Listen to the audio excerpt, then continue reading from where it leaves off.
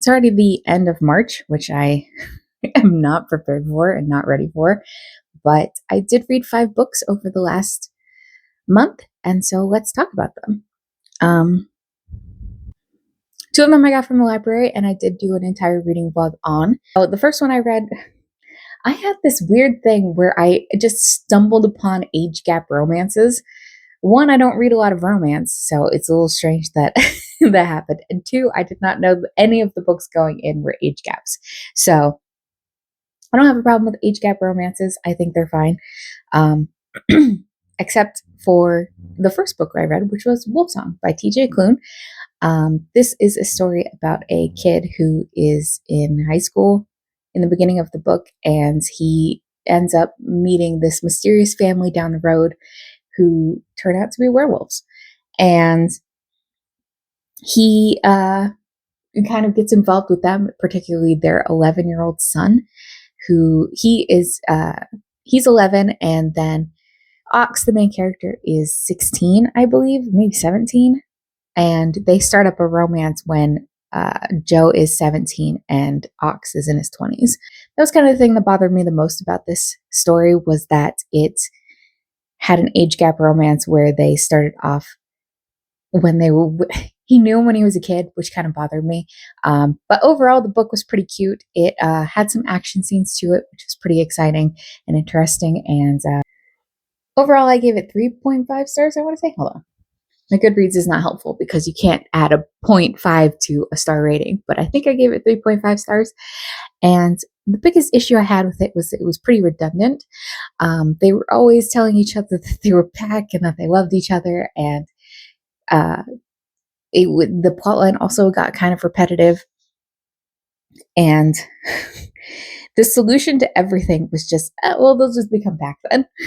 And so everybody was in the pack by the end of the day, and it was like the entire town and all of his friends were all part of this pack of his.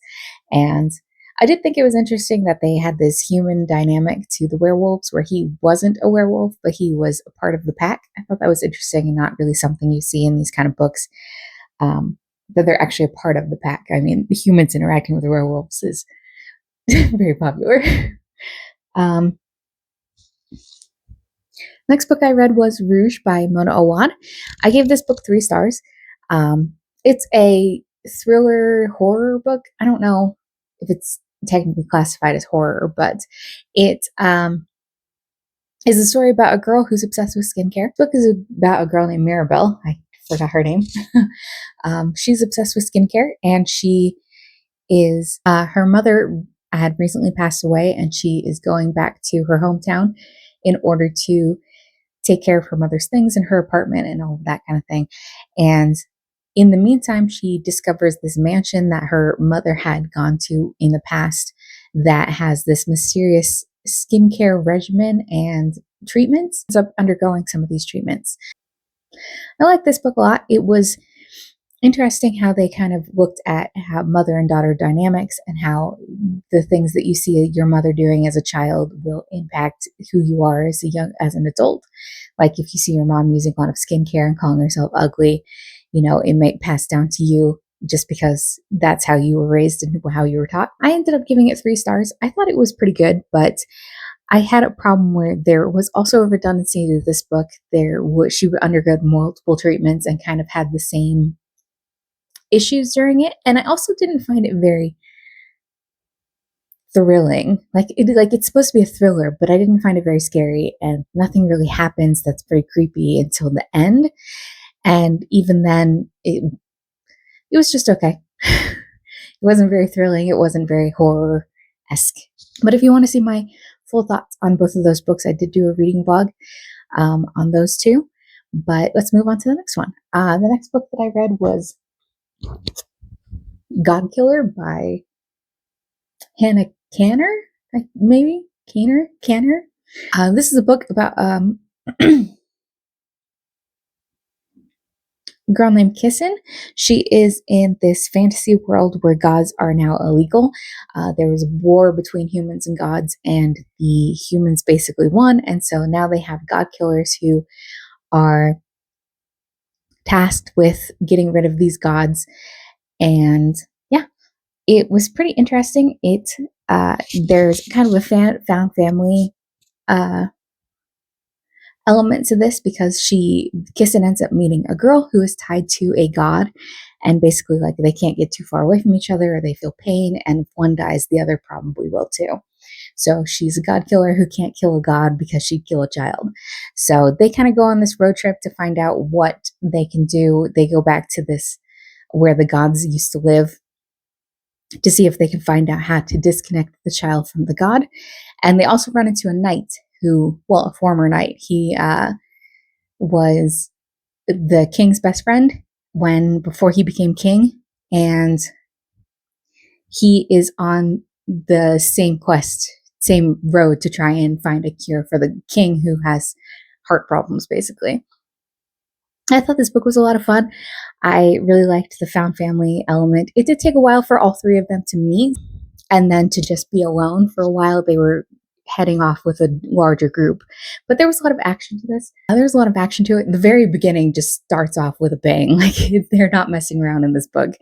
And so I thought it was a lot of fun. There was a lot of action scenes to it, which I haven't read a lot of action books lately. So this was kind of a nice change of pace.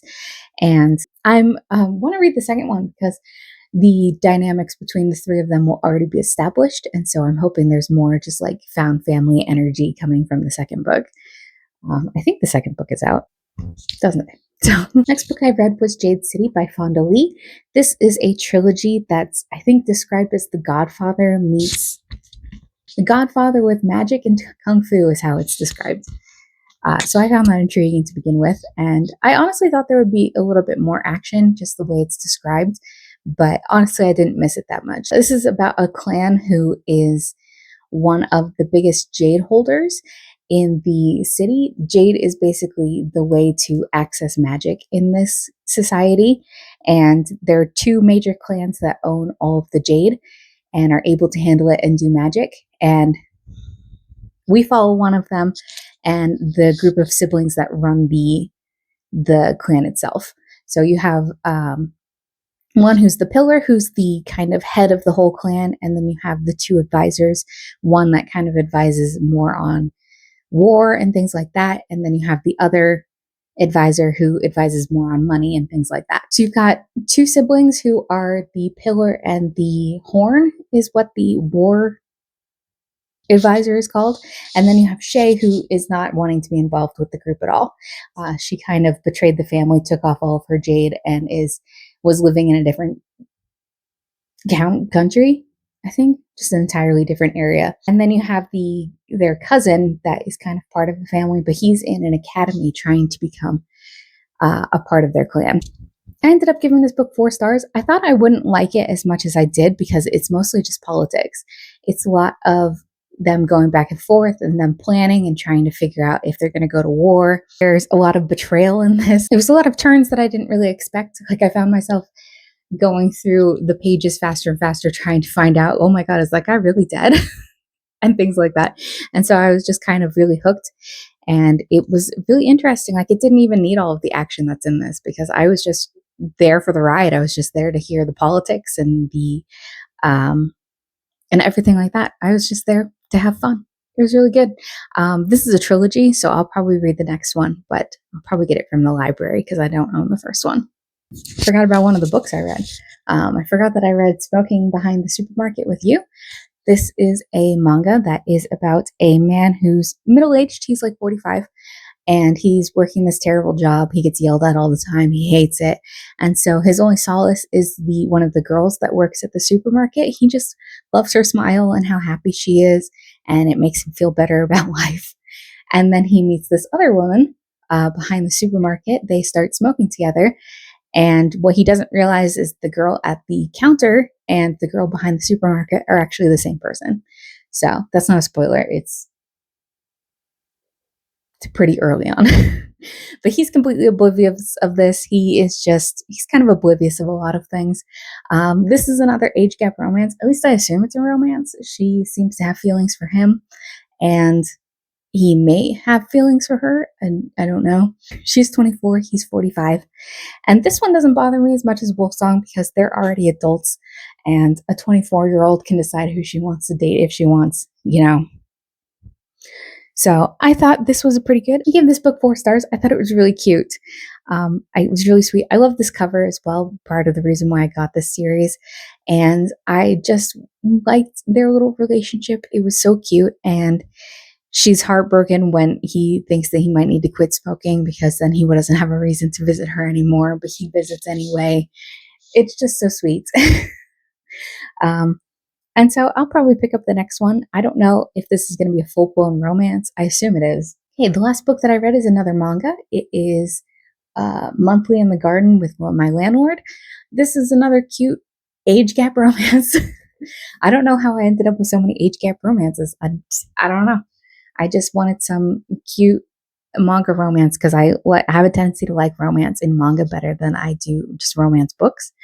But this is a story about a manga editor who is looking for a new place to live after breaking up or after the end of a relationship. And so she finds out that there is this cheap house that is really nice, but surprisingly low money. And it turns out that the landlord lives in the house with her.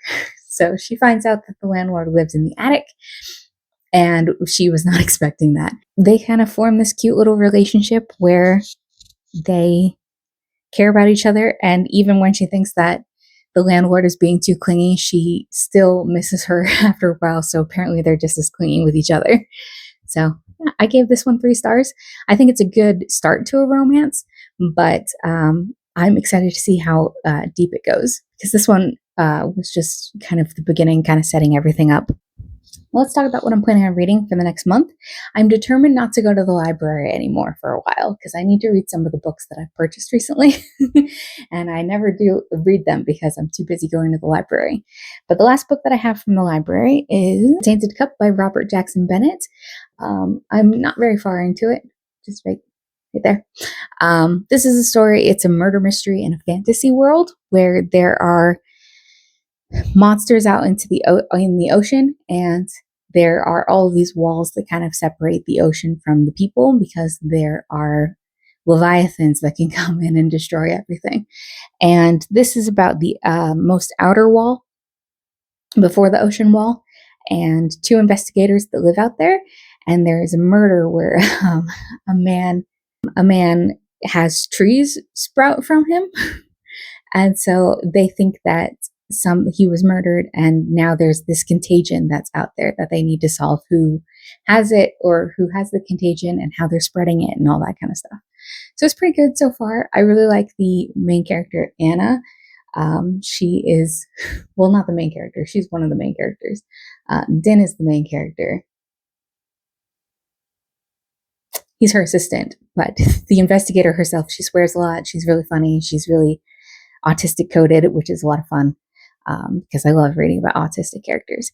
So it has a lot of good disability representation. Din has dyslexia. A lot of good representation in this. I think he's also gay or bi or something like that. So yeah, I'm pretty excited about it. The next book that I want to read that I actually own is The Watchers by A.M. Shine. This is a horror or thriller book. Oh, it's horror. This is a book about a girl who finds herself stranded in a forest, and she finds a building, and she can go out during the day, but like you can't go out at night because there's something out there. There's also a giant mirror, I believe. The light turned off. There's also a giant mirror, I believe, in the bunker or something like that, and they're being watched. And horrible things happen to you if you don't make it to the bunker by nightfall. So I'm pretty excited about this one. I've been wanting to read it for a while. I also want to read The Moon on a Rainy Night. This is a gay book. This is a book about 2 girls. One, I believe, has hearing loss. And so, but they end up falling in love because one is hard of hearing, and that's all I really know about it. I really like the cover. So And I think that's it. I'll probably try and do another vlog. We're gonna go out tomorrow and see if we can do some fun stuff. Um, and yeah, I think that's it. Thank you so much for watching.